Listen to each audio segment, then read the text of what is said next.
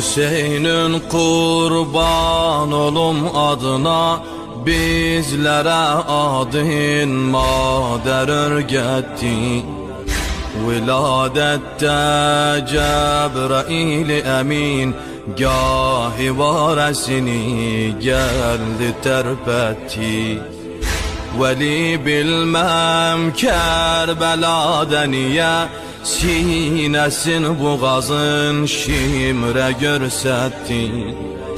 Maadallah Allah'ın kanını töktü ehli Irak ya Resulallah.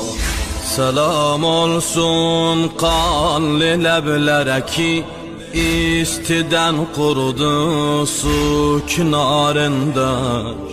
Diyerler su mehri Fatıme'di, kaldı ecnebiler ihtiyarında.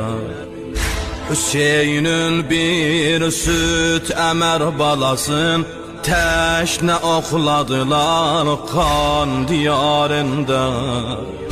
Yaralı kuş tek bilekde bala, çaldı el ayak ya Resulallah.